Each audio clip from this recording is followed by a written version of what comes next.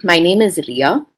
I am a communication coordinator from the National Coalition for Natural Farming, and I would be facilitating this session on extension mechanisms and communication tools and that can be used in today's day and age for the farmers. Yes. She is involving in this natural farming, and this national coalition of natural farming NCNF. It's throughout country, almost 23 states. They are working on that. She is a communication expert in NCNF, and she is intensively working on this communication, networking, and this HR issues within this natural farming, and also to train the farmers what type of inputs are required, and all these things she is involving in this in NCNF. Even for this program also, from day one onward, she is involving and she is coordinating. She is helping us a lot. Thank you, Riya. Before starting your session, also you are doing very good work, and particularly for this program and for, through NCNF. Thank you. Thank you so much, ma'am. Thank you so much. Uh, I think to start, before we start the session, I'll just play one video because videos are very powerful tools in today's day and age. So it's a video which shows diversity and how to use up forest diversity in our processes. It's also a video about community and participatory work as well. So I'll share my screen. பூச்சிலாம் வந்துடும். மே அந்த டைட்டிலெலாம் தேன் நல்லா தேன் ஆயிரும். அப்புறம் நாங்கள் தேன் collection பண்ணுவோம். அப்போதுலலாம் அவங்க சாப்பிட்ற யூஸ்க்கு தான் எடுத்துருக்குறாங்க. எடுத்து நான் இப்போ 10 வீடு இருக்குதுங்க. 10 வீடுன்னு நான் இப்போ தேனுக்கு போயிட்டு வந்தேன்னா எங்கள் வீட்டில் மட்டும் நாங்கள் சாப்பிட மாட்டோம். அந்த 10 வீட்டுக்கு கொடுப்போம். வியாபார நோக்கம் கம்மி. இப்போ எடுத்து வந்தோன்னா எல்லா வீட்டுக்கும் கொடுத்து மிச்சம் ஏன்னா 1 லிட்டர் 2 லிட்டர் இருந்துச்சுன்னா அதை யாருக்காவது சேல்ஸ் பண்ணுவோம். In nature, what happens is you look out for keystone species which help in restoring degraded ecosystems. So a typical example that we have is the golden-backed woodpecker. So the golden-backed woodpecker makes a hole in the trunk, which is a permanent hole, puts its young ones inside. Once they grow out, it doesn't dismantle the nest. It leaves that space for other living forms and other things to take advantage of that space, of that field infrastructure. And that's the idea in nature. So if you protect keystone species, they in turn provide space and opportunity for a number of other things to grow out from. So we thought we should have that philosophy. Keystone முன்னே வந்துச்சு. Keystone வந்து இதாக விவசாய காடு பண்ணு அது பண்ணு நான் கொஞ்சம் ஒத்துழைப்பு தரோம், நீங்கள் இப்படி உங்கள் மாட்டு சமாளிக்க முடியாதுன்னா அவரும் வந்து கூட்டம் சேர்ந்தார். காடு விவசாயம் பண்ணினோம். அப்புறம் அப்படியே இருந்தாலும் ஆதி வேலை உண்டாயிருச்சு. சரி மக்கள் அதெல்லாம் விரும்பி குறுமிளகு இதெல்லாம் பூச்சக்கா ஏதோ நம்ம பட்டாக்காடுக்குள்ளே இருக்குது பூச்சக்கா, அதெல்லாம் இங்கே ஆதிமலைக்கு கொடுத்துட்ருக்கோம். ஆதிமலை வந்து ஏழை மக்களுக்கு இந்த மாதிரி காப்பி இந்த மாதிரி சீவக்காய் பூச்சக்காய் இதெல்லாம் வாங்கிறதுக்கெல்லாம் அவங்களுக்கு எல்லாம் வந்து பொருளை வாங்கி அதை விற்பனை பண்ணி அதுக்குள்ளே வர லாபத்தை வந்து அவங்களுக்கு போன்ஸாக கொடுத்துருக்காங்க. ஏன்னா ஆதிவாசி மக்கள், அதனால வந்து ஆதிமலை மக்களுக்கான கம்பெனி ஓனர் நாங்கள் தான். What we have managed to do is to look at their traditional activities and see what sort of improvements, what sort of appropriate technologies, what sort of value addition, both in terms of knowledge, in terms of outreach, in terms of everything, can go into that system, which can have a win-win situation. It helps the environment, it helps them in terms of livelihood. They in turn protect the ecology, the biodiversity in and around. That was the idea. So we always had conservation, enterprise, livelihoods as the 3 pillars of our work. We are taught that this is your land, this is your apartment, that's your car, that's thing. For them, this entire area is theirs. So how do they have that kind of thing? There's a lot to learn from them. So I would say that, yeah, that's their mainstream, what we call alternative actually. Yeah.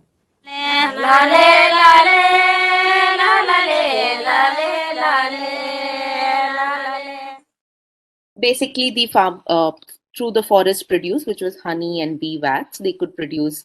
The community farmers, the Adivasis, who thought that their traditional techniques are not very good, and they don't need, they should move to the urban methods.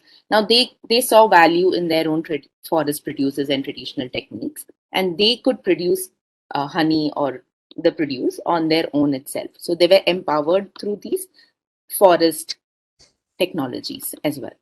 So the so this was one of the things that came out.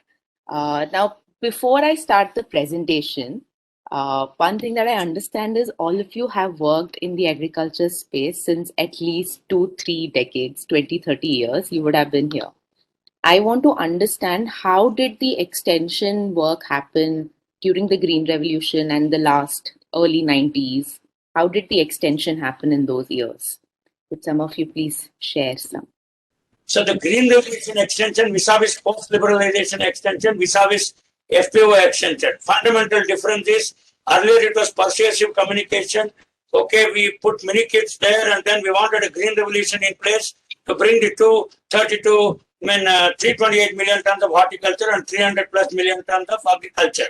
Now that we have achieved self-sufficiency and post-liberalization, the farmers have given a lot of freedom. They can go with their choice, and no longer any mini kids, and the touch and vanish or training and visit is gone. And now it's all, the interest, the SIG, WIG and FIG, the commodity interest group, the farmer interest group, and the women interest group, they organize based on their interest and a little facilitation, like some people like you and me, and then they take it off. And once the business model is there, and we put them on the segmentation, targeting, positioning, and that's how extension is playing more a facilitative role rather than a persuasive role. Thank you. Yes. Thank you. Anybody else on? Yes. Tell me how the extension was done. What were some of the tools that were used during the Green Revolution period?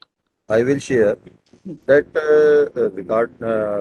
what with the model we have used in the last 4-5 years. Method demonstration. Rajendra जी, जब green revolution हो रहा था तब कैसे किया था? I am asking that. मैं green revolution से पहले का मुझे नहीं पता. मेथड उसके बाद का पता है हमें. उसके बाद का बताती है. हाँ, जो हम कर रहे हैं मैं उसके बारे में आपको बता सकता हूँ. That we not go for lectures, meetings. We all over manage it. In the meetings, we have not a stage. We abolish the stages. We just make our team of the 12 persons. They are demonstrating their techniques in practicals, their videos, and interacting with a small group of farmers. So just like exhibitions, 1 day exhibitions, and they are discussing, they are getting the inputs, and then we have created a backup call center where we are getting the pictures, they are guiding them, and within 24 hours or 36 hours, we are approaching their field, seeing that, even demonstrating in practical in situ. So, and after that, backing up. By this we are able to convince the farmers that organic are also a good thing. The inputs, and one thing more, we have gathered their knowledge also, their elders' knowledge. This is the one of the important thing we have forget, just to modernize, or that the institutions are both are the too advanced and too technicals. But our ancestors or the older generation, they are much more knowledgeable, because they are carrying the research of their ancestors, and they are carrying up. So these research are almost 300 or 400 or 500 years old. So we compiling it, and we have done by this way, and we get a very good success. Thank you, Rajendra. Madam, earlier we all know it was a TNV system, Daniel Banner, I think, and there only contact farmers were being contacted by the agriculture department officials. There were 8 contact farmers in each village to go and contact them, and then give whatever schemes we have with us. We used to tell those contact farmers and then come back. So this was the earlier system, that is called TNV system. Now, subsequently what happened, government and everybody realized that farmer groups and farmer aggregation is Yes, what happened subsequently, the government thought that we should go for farmer groups as a better type of extension programs. So in this, Raitu Mitra groups were formed. Earlier, farmer clubs were formed with help of NABARD. Then subsequently, what happened? Government thought, let us go for Raitu Mitra groups, farmer friendly groups. 10,000 groups were formed in the earlier AP. Now, subsequently, what happened? That was given with those were formed with a notion that the government will give about 10 lakh rupees of grants to these groups. So whatever that for the capacity building as well as for the initial formation of the Raitu Mitra groups, they gave 2,500 rupees. Release 2,500, everybody formed. So like that, when everybody formed, the 10,000 groups were formed. But subsequently, government failed to give the grant of 10 lakh rupees to each Raitu Mitra group. And then that's how most of the Raitu Mitra groups became defunct and they are not active. So very few Raitu Mitra groups are active. Then subsequently now we are into the farmer producer groups now. There are many challenges for farmer producer groups also, especially when compared to the SHGs, which were formed by the women groups, we find even today also in women groups, many groups are getting defunct and then new groups are being formed because money is coming into that. So the money is coming into that, but repayment is not that good. So there are some problems in SHGs like that.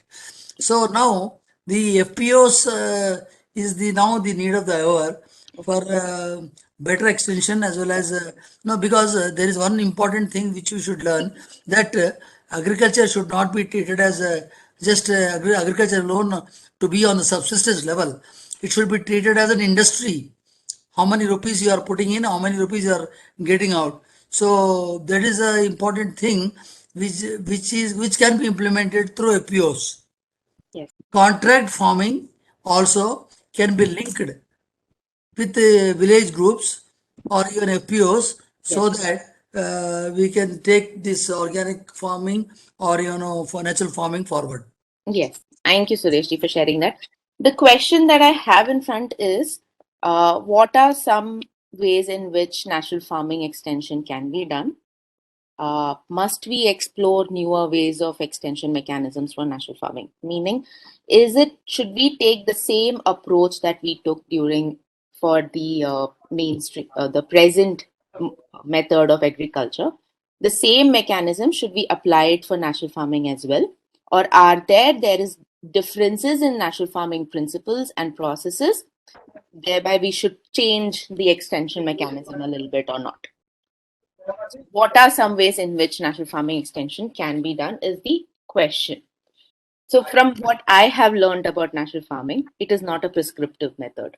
The community, it is the community has a lot of knowledge with them, right? So for the communication of any natural farming, be it for learning, for motivating, for anything, what I have, these are some of the principles that I consider very important if we want to take natural farming principles to the practice level.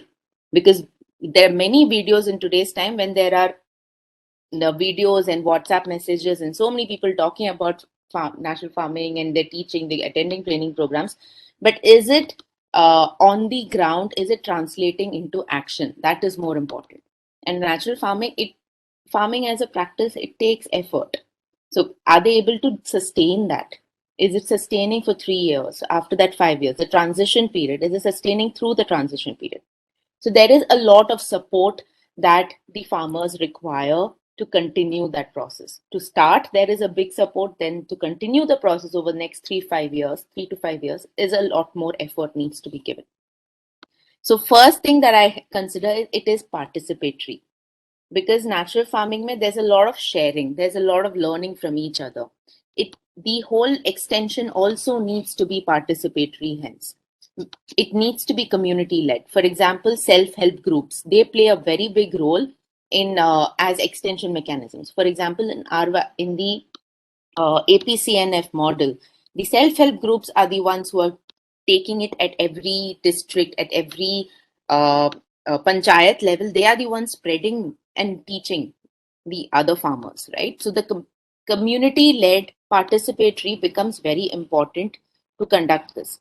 Next is natural farming is contextual, which means the reality in Karnataka is where I am right now is very different from the reality in Bihar or the reality in Punjab or in Himachal. Pahadi regions are very different from the plain regions, very different from the coastal regions. So how we teach, there are natural farming principles that we have all learned in the last 4 days. From those principles need to be applied to the local context and needs to be taught from that contextual understanding. Otherwise, it's difficult for them to understand and apply those principles while during their farming practice, right? Which brings to the second point, which is diversity. Every place is going to be diverse. Every agroclimatic zone is going to perform differently. Characteristics are different. The native crops are different. Like one thing that we say, rice is grown in Punjab, but I'm wondering, is rice suitable for Punjab agroclimatic zone? But rice is very much suitable for Bihar, right? In Anantapur, which is one of the most driest regions of India, rice is grown there, paddy is grown there as well. But is Anantapur suitable for paddy growth? That is a question to be asked. So, in natural farming, in our practices, in our processes, everything, diversity is very important, where we understand what the agroclimatic zone is, what the requirement of that region is, what is the local crops, what are the local practices. Also, when we come to inputs, Panchagavya, for example, Neemastra is very commonly told कि Neemastra डाल दो हो जाएगा. But Neemastra, you need neem. There are so many places in India where you don't have good supply of neem. So which means in those regions you will have to go search for neem to make Neemastra. But the question then needs to be asked is, are there other leaves, other plants which can serve the purpose of Neemastra? So we talk about Gaumutra and cow based farming, right? A lot of the cow dung and cattle urine based inputs are there, but in regions like Kerala and all, the percentage of cows are very little. So how can I tell the farmer that make Jivamrit? But they'll be like, where can I source it from? So, but are there other animal products that we can use? Are there other alternative sources of those products that we can use? So everywhere the diversity becomes a very key element which needs to be imbibed into our communication practice as well. Which brings to the second point, how do we learn the diversity? Local knowledge, which is farms ke the very old people in the village, they know how it was 20, 30, 40 years ago, what they did. Many people remember. So we interviewed so many people, and when we asked them how was it many years ago, they're like, when we were small, we did all this. Now you're coming and teaching us that. It was like that. So local knowledge becomes a lot. So for natural farming at this stage, it's important that we learn from the local knowledge. We learn they know in their forest which leaves will make into a good pesticide. They are aware of those things. So we need to just do more research at the local level and get those local knowledge. So if we are interacting with a sarpanch, I would be keen to understand how did the sarpanch do it in like many years ago. Right? What are the local knowledge, local understanding or local practices that the sarpanch and they have of their region? So that becomes very important. And the last, which is the most important point when it comes to behavior change communication, which means what I've heard so much. Now I should go and do the practice. That is empathy. Without empathy, farmer, without understanding the farmer, where the farmer is coming from, what the context they're coming from, what the support they need from, without understanding that, our communication is not going to be effective. Our extension is not going to be effective. Then it will become forceful. Then we'll have to force them to do it, or persuasive. We don't want that. We need it to be community led. So we need the farmer to participate in it fully. For that, we need to understand where the farmer is coming from. So empathy becomes a very key element, and empathy becomes important in all our communication, from motivation to learning. So the next slide. Why do we need to communicate? What we need to communicate? When we need to communicate? Very simple for me. There are only two elements to this. One is motivation. We need to motivate farmers to do it, for them to take it up on their own and do practice. We need to give content, provide extension activities and materials which are motivational. And third, we need to keep supplying motivational content throughout. Like if we start from this Kharif, we need to do it, keep sending out motivational content to them, keep motivating the farmers for next 3 years at least, according to me. Because 3 years transition period will be there. So across that period, we need to keep motivating the farmers.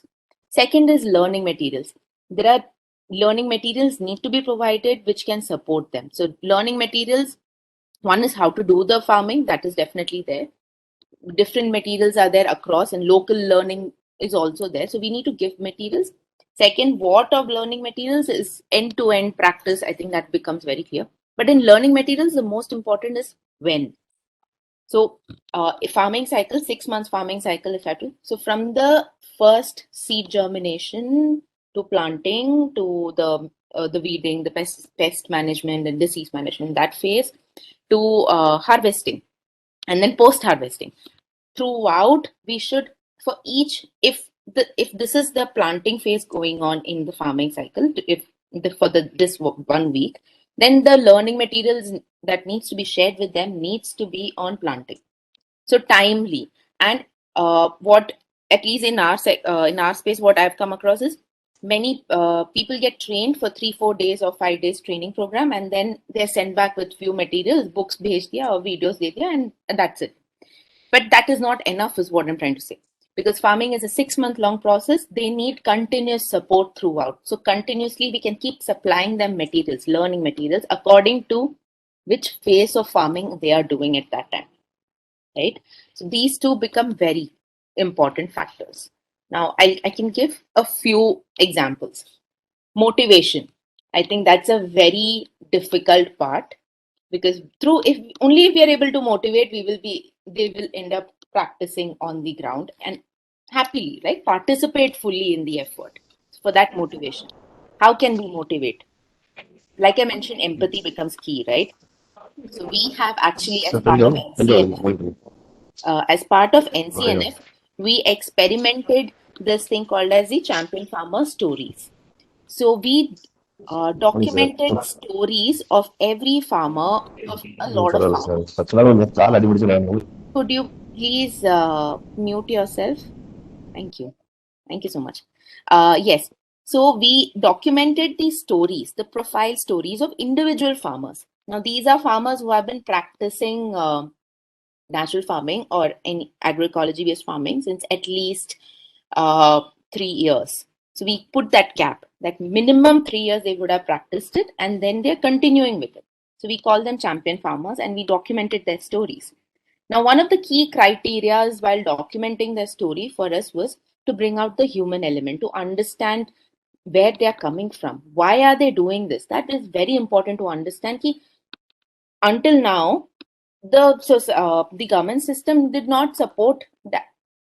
There were not too many subsidies or any programs or schemes present across the country where the farmers will get support. Neither is it that market is so good. There's so many challenges. Despite the challenges, why are the farmers still doing it? And they're all small and marginal farmers, which means they'll have like 40 bigas or 20 bigas, 60 bigas, 2-acre land at the most, not more than that. So why are they still practicing natural farming? We asked that question. So we wanted to understand where they're coming from and why they're doing it. How did they transition? Many of them transitioned. Why are they doing it? And then we asked, what were the challenges that they had? Now, how did they deal with the challenges? It would be very interesting to see if we go to the ground and ask, they have all found innovative solutions to their challenges. Now, it could be with the help of course, there are NGOs in the local areas, there are farmers groups, there are expert farmers, there are old people in the villages, they have taken support from across to maneuver through their challenges. So it's important to, we also documented those. And the last was what kind of support did they receive across, and what were, so the innovations on the ground that they did. Now, this is a story of, oh, the name is written below, I'm sorry. Padmavati Didi from West Bengal. She has, this is one of the quote from the story, where she's saying, after harvesting the produce, she was convinced that there was scope for providing nutrition to her children through natural farming. Soon she also started using natural manure in fallow land behind their hut, which had remained unproductive for years. Now, what this is saying is that nutrition for their children became a very big motivation for Padmavati Didi to continue to do natural farming. I think, which is clearly says what the motivation is. So we have documented these stories of many farmers from across the country. Around 100 stories we have documented in the last 1 year. We have got them like decentralized way of documentation. We train people to document how to document good stories, and also they got to learn how to take good pictures. Now, if you see all of these pictures, they communicate a certain message, right? The joy. There, this picture, Didi started with natural farming. Bhaiya was not supporting it initially, but then when he saw the produce, when he saw the benefit of it after the first uh, season, he saw that there is good yield is not reducing drastically or something, and the produce is really good. The quality has improved drastically. So he was quite happy. And then he joined along with her. So they're both very happy as per the picture. This Didi is Pemal Didi from Madhya Pradesh. The joy of doing it is very, very seen. Now, pictures communicate emotions. So it becomes important. Today's day and age, it's very important to bring in good quality pictures to show that story. So out of the 100 stories that we documented, some of the key reasons why people transitioned to natural farming, the motivation reason was, one was health. Everybody, every small and marginal, I think women especially, all the women farmers, around 45, 48 women farmers we have stories, all of them said nutrition for their children. It was very clear. They don't want to give their children harmful chemical filled food, irrespective of whether they have any issues or not. So nutrition was a very important factor for all them. For some of the male farmers specifically, they mentioned about loan. They could become self-sufficient. Otherwise, they had so many loans they had to take because of seeds खरीदना है, उसके बाद pesticides खरीदना है. The input cost was so much, so the burden was too much. So when they saw this and they experimented it, it worked for them. So, and then there was, of course, from some of our Punjab farmers, they mentioned that they have had medical issues. Even in Karnataka, some of the farmers, they mentioned that they themselves had medical issues with the exposure to pesticides and chemicals, fertilizers, and because of which they wanted to transition. They were looking for alternatives. So the motivation is very clearly there. So if we talk to the farmer, they know what happens. वहाँ के घर की, what's happening in their villages, they are aware of it. A lot of them are already experiencing on the ground. So this becomes a very strong motivation. So similar farmer stories, farmer story videos can be continuously circulated across 3 years period. So which gives a huge motivation to them to continue this, to start it. Second, one of the very biggest motivation is recognition in the society. तो ये सारे stories we got them published. In some regions it was aired in the All India Radio. It was some regions Gram Sabha kind of meetings happened where the farmers shared their story, also heard the radio in the community radio. So and then some in the newspapers they got to see their photo and the thing. So it gave a certain recognition to the farmer, and recognition is one of the very biggest ways of motivating people, farmers, to continue practicing and also inspire others. So listening to these, the other people will get inspired. Ki, okay, hum bhi kar sakte hain, kind of a logic. Next, I'll come to learning. What APCNF, which is Andhra Pradesh Community Managed Natural Farming Model, RYS is the NGO hosting it. What they did, their model of extension. So they have an SHG. Their model of extension is very simple. They train the self-help group community members The self-help group community members then identify farmers who are interested in that region. They give trainings to them, to those farmers. Then some of the farmers, they start with a small piece of land. Start with a kitchen garden, that's enough. Start with small piece of land. They see the benefit of it. And then that farmer starts expanding them. Meanwhile, all the other farmers in the villages, they also start getting participate. So here in APCNF model, it has been a clearly a farmer to farmer extension mechanism, which has been adopted. It's not the agriculture department that comes in does at the ground level.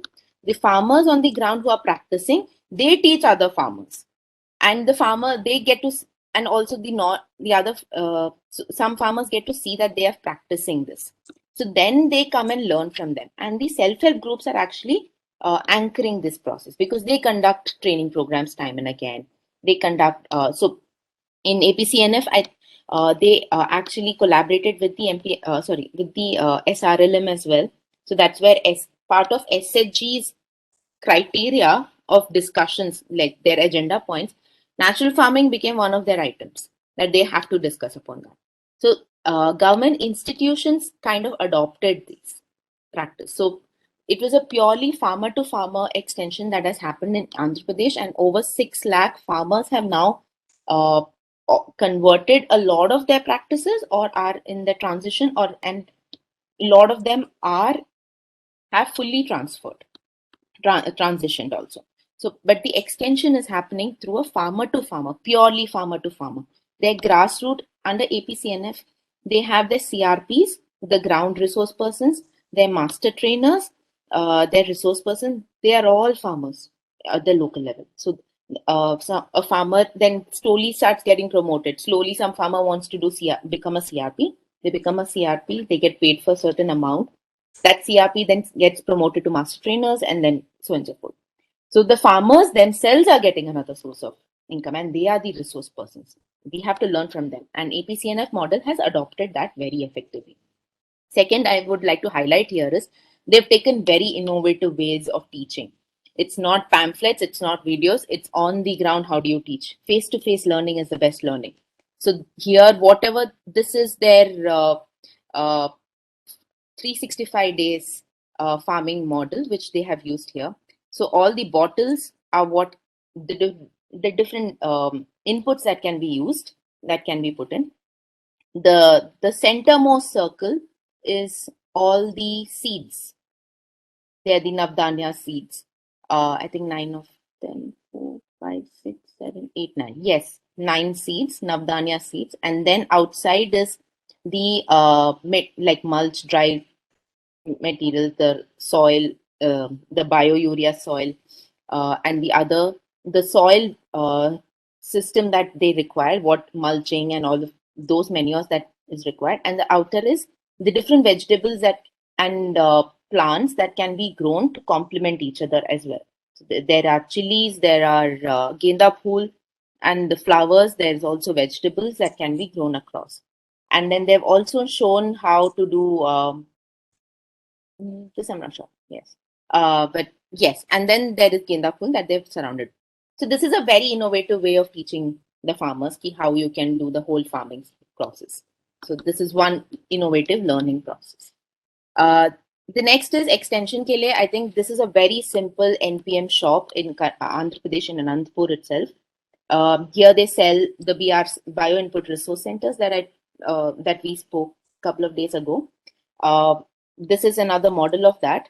This is as simple as it. It's a very small shop, 2 rooms at the most, and you can the farmers can come and buy inputs at a very low cost. Like I think 30 rupees, 20 rupees, 130. The most expensive was the Panchagavya, which is 130. Rest all are sold at a very cheap rate. So this is a very small, very simple way of doing continuous extension, because these shops will then keep teaching, spreading knowledges as well as they're selling their produce.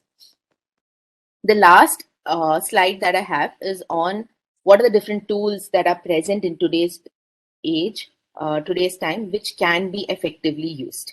One is definitely farmer to farmer extension. There is no replacement to this. This is the most effective, which I've already spoken about. Second, radio. All India Radio and community radio. There are many community radios across the country at the village levels, and they are run by the communities. So the farmers or the speakers can be from them.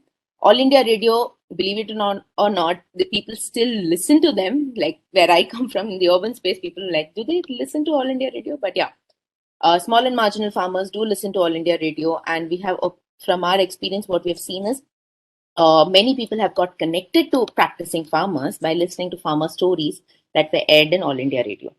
So informal networks have formed because of the shows that run by All India Radio.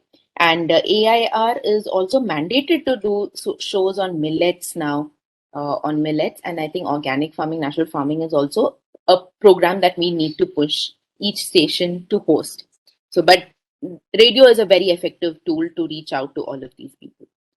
Third, very effective, is festivals, melas, and events. In the traditional times or in tribal regions even today, for every single farming process, there's a festival. When there's a harvesting, we have Pongal, we have Sankranti. When there is sowing period, we have another festival, right? So tribals have festivals for every single farming phase. We can adopt that as well. So there can be festivals across. We can run festivals. Food festivals can also be run where different recipes of the local produce is also shown. It also helps in the local market, which reminds me of farmers markets. At everywhere, farmers markets and melas can be done as well. Even in urban areas, like I mentioned yesterday, there are farmers markets happening across. So those are also events that can be done. Then there are events, basic events like Tuber Festival happens. Tuber Festival happens in Karnataka very often. I think last year it happened. Last year it happened. This year also it's happening.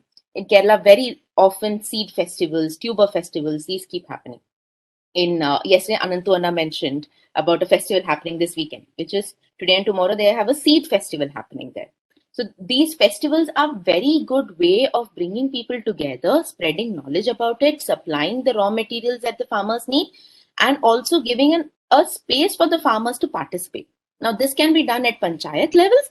They can be done at district levels, also in the state levels. So festivals are very good way of bringing in. Third, social media. I think this is a new entry compared to the previous farming practice extension work, but social media has, fortunately, unfortunately, it is expanding across the country. I will specifically talk about only 3 platforms, which is Facebook, YouTube, and WhatsApp. YouTube has lakhs and lakhs of videos. So much content is there in YouTube. People can learn, and it's very easily accessible.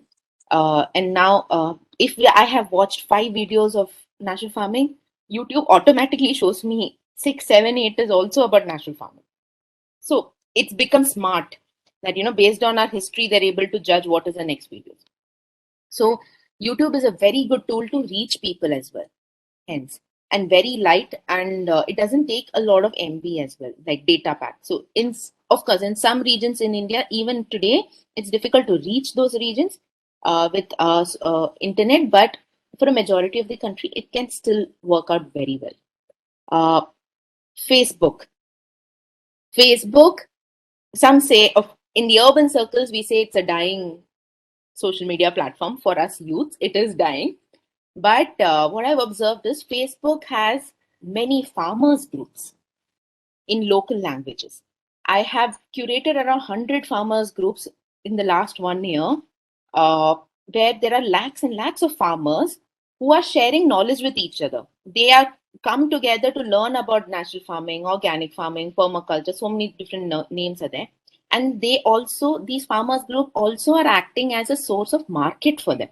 So some of the farmers, they just put it out that we have X kgs of X produce, and we can send it to so and so region. You can come and buy. So many of the retailers actually buy from them directly. In some groups, consumers are also there. So the consumers directly buy. So it has become a very good way. Facebook groups in every Maharashtra, Kerala, every state has their individual Facebook group run by thousands of farmers themselves. A very good way of learning from each other, way of sending out our messages very clearly, very good way of marketing as well, and coming together as well. So I think if the government wants to expand in its extension mechanism, I would definitely suggest to go participate in all of these Facebook groups, join these groups, and send out our messages there. The posters or the learning materials that we're going to produce, we can send it out through all of these Facebook groups. It is reaching to people. It is powerful. It is reaching to so many people. Next is WhatsApp. I think WhatsApp has become, I don't need to tell more about WhatsApp, but very easy. It's constant supply. Every day morning, we get bombarded with so many messages from across. But one example I can give is from APCNF itself, what they're doing. They have thousands of people under them, like in the APCNF network itself. So what they do is every day morning they send one video. Every day one video. They send it out across to all their thousands and lakhs of farmers and their CRPs and master trainers, everyone. One video, very simple video. They send it across, and every day this happens. So with social media, one very important thing is consistency. There needs to be every day, every 2 days, there needs to be consistency in the messaging that we do. We need to continuously keep sending. So then people get used to it. That's the behavior. Once people get used to it, they keep hearing it very often, and then subsequently it becomes easier to transition to practice then. But so social media is a very good tool to send out messages, to send messages. That's a very good tool. Then the last is TV and newspaper. Newspaper, like I mentioned, when the photo and the story came in, just in the local gram sabha, in the local gram, they were so happy. They got certain respect, and people started coming and learning from them. TV, DD Kisan does quite a bit of programs in DD Kisan, but in addition to that, I don't know about other states, but in Kerala and Tamil Nadu, I know that in some of the mainstream channels like Sun TV and in Kerala, Asianet, Madhrubhumi and all, they conduct programs for organic farmers and natural farming. They conduct dedicated programs. So that is also a very good way of extension mechanisms. I think these are some of the key tools that can be used. There's not much difference from what it was many years ago, but the difference is in the principles of NF. That is very important. Natural farming is not a prescriptive form of farming practice. It cannot be standardized to the core like how it is in a chemical farming. We cannot tell that in natural farming, unfortunately. But the local diversity and local context, if we integrate with the local context, then it becomes very easy to communicate our principles and practices. So that is very important. So in natural farming extension mechanism, that is the key thing. Somehow we need to participate with the local communities, integrate with the local knowledge, with the local understanding of things, with the local agroclimatic zone and the diversity, what is visibly seen. That becomes very important in this. One second, how do I go back? There are two videos, I can show one by one, but before that, I'll show you the Facebook groups that I was talking about. So this is a Facebook India Organic Network. So there are messages being shared everywhere. So of events, everything's shared here. Even markets, see the oil selling, they can sell. So even these are shown. This is one. Then Seed to Soil is a very good group for connecting with urban consumers. So this is about the Bijotsav, which is happening this weekend right now. And it's a seed festival in Nagpur. It is happening right now. There are pictures from there. So, and learning and discussions happen. People ask questions and they learn from each other. This is one. Then this is a farmers organic market group as well. This is Mumbai based. So a lot of sales happen here. And then Krishi Jagran is a magazine that can be looked out, and all if you're aware of it, even Krishi Jagran does this part. So this is a Chhattisgarh based. Krishi Jagran has a state level groups as well, I think, and this is Karnataka, like how I said, every state has their groups. So this is a Karnataka based. I've found a lot for Punjab, Karnataka, Haryana, Maharashtra, Gujarat, Kerala, Tamil Nadu. I've found a lot of groups for those. The other states I'm yet to explore. So these are Facebook groups, and in video. नमस्ते, मैं CMSA से हूँ। मुझे पता चला कि आप बीजामृत से बीज उपचार कर रहे हैं, तो मैं यहाँ उसके बारे में जानकारी प्राप्त करने आई हूँ। नमस्ते दीदी, मैं महबूब नगर जिले के थुमकिनपुर गांव में रहता हूं। मैं आपको बीज उपचार के लिए बीजामृत बनाने की विधि के बारे में बताऊंगा। आप बीज उपचार क्यों करते हो? मिट्टी और बीजों से होने वाली बीमारियों से बचाने के लिए। बीजामृत बनाने के लिए किन किन सामग्रियों की जरूरत होती है? 5 किलो गोबर, 5 लीटर गोमूत्र, 20 लीटर पानी, एक भरा हुआ हाथ लाल चींटी द्वारा बनाया गया मिट्टी, 50 ग्राम चूना पाउडर। आप बीज उपचार के लिए बीजामृत कैसे बनाएंगे? 5 किलो गोबर को एक पतले कपड़े में रखकर ढीला बांध देंगे। Yes, so I'll stop here for this. I'll share the link so all of you can watch this video subsequently. But what I wanted to show is how simple it is. They have not used very big fancy equipments. Fancy editing is also not done. This can be made very easily. We just need to learn basic editing and can be made very easily with anyone. In fact, the youths of the villages, they can come together and make this. It's very simple to make. These videos are also enough to communicate. Yeah, I can show this subsequently. Yes. So these were some videos that we were showing. I can take questions now. After that, I can just play that video to conclude. Anybody has any questions, please feel free to ask. Or any comments, please feel free to share. Riya, good afternoon. I'm Senil here. I'm advisor for two charitable organizations in Karnataka and Tamil Nadu. So, what is my question is, we are having, we have roped in a lot of women members, around 23,000 people we have roped in. We are looking for an institution which can guide us from the starting as well as till the implementation we want. We have enough infrastructure. We have money to give them, even without any grant or support from external agencies. We are ready to fund through our own internal this thing. Is there any organization which we can get support? Which region? We want to implement this natural farming model. Where is it? In fact, I approached one organization called GRAM, GRAMM in Mysore. But they told they are having specialized only in few, particularly millets. I wanted some organization which can guide us from the end to end, A to Z. Is it possible?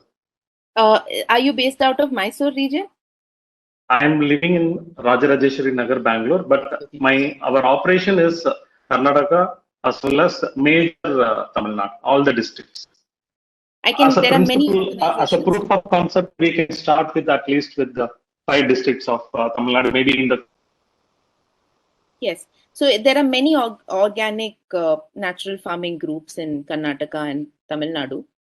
We can surely connect you with them. I think by the end of it, we will be sharing a list of groups. You can definitely reach out. I can put my email ID as well in the group. I can surely connect you with that. Yes, but online, please feel free to search online as well. Internet is a very good way to understand what is there, where is there, to do some research as well. So you can definitely search few groups as well. Okay, thank you. You can also ask in these Facebook groups that I mentioned. There are many other Facebook groups. Just search for organic farming. Yeah, I noted down. Yeah. Yeah, so over there you can definitely find.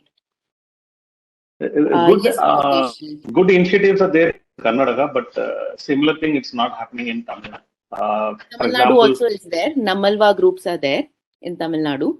Vanagam, okay. There are Namalva groups which are very good in extension. But what I found is, yeah, I know that. But what I found is their mode of operation is totally different from. For example, there is one Dr. Ashok Allur from Center of Excellence for in Bangalore. They collaborate with all the departments, not only private people. They collaborate with all the government departments. So the knowledge as well as the schemes, everything is known to the farmer producer companies or organizations. Even recently, I attended their discussion where 50 people we assembled, 25 people are from the government, 25 people are from the private, and the knowledge sharing was very excellent. And Dr. Ashok Allur is heading that team, whereas that similar kind of thing is not happening in Tamil. People who are doing organic, they are separate. Government is separate. Government officials are separate. I never found that kind of synergy is happening in Tamil Nadu. Actually हम लोग बिहार से हैं और आत्मा system में काम कर रहे हैं. हिंदी में बोल सकते हैं ना मैडम? हाँ. और एज ए गवर्नमेंट एजेंसी हम लोग इधर देखा हम लोगों ने कि ये इफ्को ने नैनो यूरिया बनाया और फिर नैनो डीएपी की भी चर्चा हो रही है और उस पर हम लोगों ने बड़े बड़े कार्यक्रम किए हैं. और अब इसके साथ साथ देखिए नया डोमेन हम लोगों को मिल रहा है कि नेचुरल फार्मिंग को भी प्रमोट करना है. तो मतलब दोनों को हम लोग साथ लेके चलने का कोई रास्ता है कि मतलब सेपरेट हम लोगों को इसके लिए काम करना होगा? मतलब क्या मतलब कैसे हम लोग कम्युनिकेट करेंगे फार्मर्स, क्योंकि हमारा फार्मर्स तो सेम ही होता है. हम लोग ग्रुप में काम कर रहे हैं, हम लोग एफपीओ पे काम कर रहे हैं. तो बहुत सारे किसान हैं जिनको हम लोग सिखा भी रहे हैं नेचुरल फार्मिंग. हम लोग ने एजेंसी एक यहाँ प्राण उसके साथ काम किया है और करीब हमारे 1000 से ज़्यादा किसान उस पर काम भी कर रहे हैं. सारा जीवामृत और बीजामृत, मल्चिंग, ये सारा हम लोग मतलब इन प्रैक्टिस है. तो वो तो काम कर रहे हैं, लेकिन अगर इसको लार्जर प्लेटफॉर्म पे ले जाना होगा जैसा कि हो रहा है गवर्नमेंट की तरफ से, हम लोग देख रहे हैं, तो उसमें हम लोग क्या मतलब क्या कम्युनिकेशन के लिए क्या स्ट्रेटेजी ले सकते हैं? तो वो अगर कुछ उस पर लाइट आप कुछ लाइट थ्रो कर सके तो. ये बहुत ही प्रैक्टिकल चैलेंज है. I think when the as a government agency is asked to promote both, it becomes a very practical challenge. I don't know how, to what extent I can answer your question, but one thing is that the farmer has a choice. So we can give alternatives to farmers. So ek taraf IFCO is showing their produce and the farmer can use that and see how the produce is coming out to be. And then on the other side, the natural farming communication is also happening. So the farmer can hear both and they can choose for themselves what is more effective. But I think if okay, I am from National Coalition for Natural Farming. We do want to promote natural farming. So if I have to propose a strategy, it would be clearly key. That is why participatory community-led extension mechanism works excellently well. So in your region, there will be already practicing organic farmers, already practicing natural farmers. Get them to do the communication. Get the message going from the farmers themselves. Instead of the messaging is going from KVKs and Atmas as well. But in addition to that, local farmers are also participating. But because I am doubtful whether local farmers will be going and propagating and telling about the chemicals that they use on the farm. But the organic and the natural farmers, definitely natural farmers, they are more than happy to go share it with more people. To give them the space to share.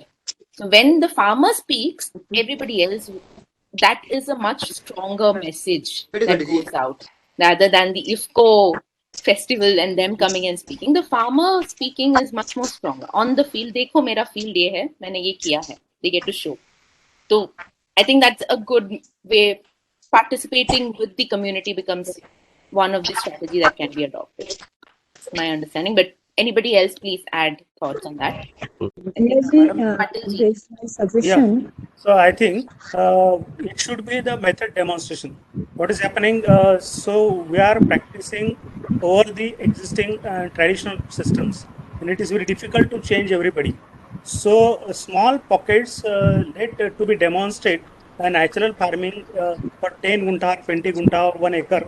So that will be easy for them to adopt, because otherwise what happened, they will not totally shift to the natural farming or organic farming. That we are facing the problem.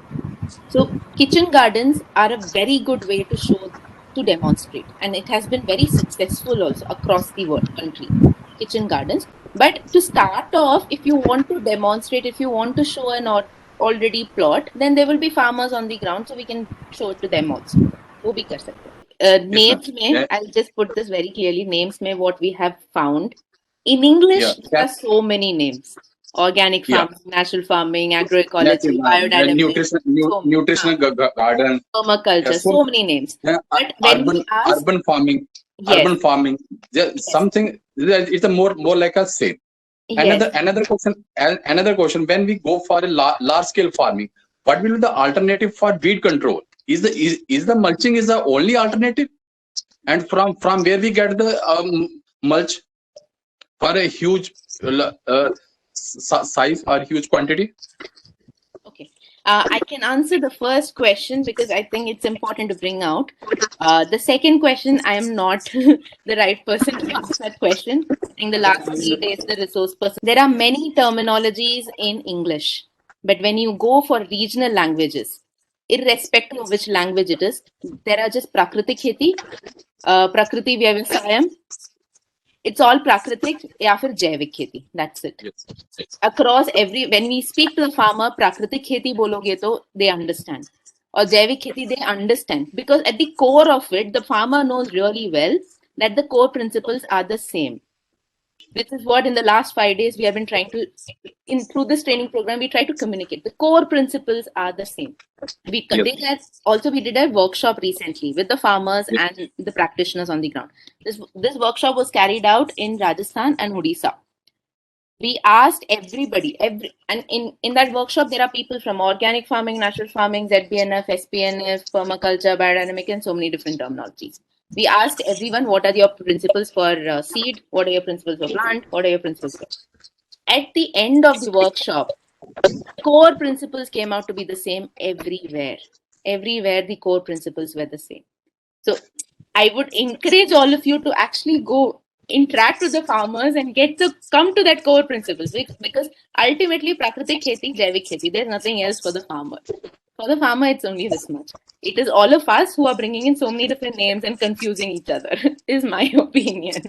A research, if you want to conduct a result demonstration of a treatment plot and control plot, okay, inorganic farming versus natural farming, the research design was a big problem. We deliberated this at IIT. For example, 1 acre you have natural farming, on the side by side you have the inorganic farming. So 5 years you should leave it fallow, and then it is somewhat a long-term experiment. So whether you apply Latin square design or you apply the RCPD model, see, the research has to prove that. See, now these are all bits and pieces of information trying to say that natural farming is as good as that. But when I apply the critical difference and the standard error of the mean and all that, it is really not coming out. See, that is how research is done. Simply by talking flabbergasted English, you cannot prove the points. Thank you very much. Yes. And I understand there are many institutes, ICAR and KVKs, who are doing the research on the ground as well, right? While targeting the farmers to go for organic farming and natural farming, we should also target the consumers about the potential dangers of the consuming chemically free. What are the advantages of chemically free food, and we should be taken on a larger scale the potential hazards of the public health. So that will create demand, and naturally the farmers will take up the organic farming. Yes. Consumers. So we should make a recommendation to the government of India to promote, like as we did for COVID advertisement. So we should promote the chemical-free food. Only I think the demand will be created.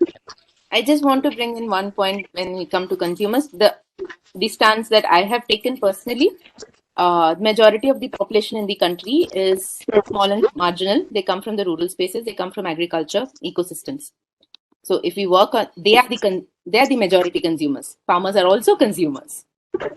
So when the farmers get educated and their villages get educated, then majority of the population is getting educated as well. Majority of the consumers are getting educated. Parallelly, when we are conducting these festivals, events, and so many different activities are happening, the consumers automatically get aware of it. Like in Bangalore, Bangalore is one of the largest markets for organic farming in India. Organic farming produce. The consumers are aware of it. There's no denying in that. We are all aware of it, but we will still go with what is easily accessible for us.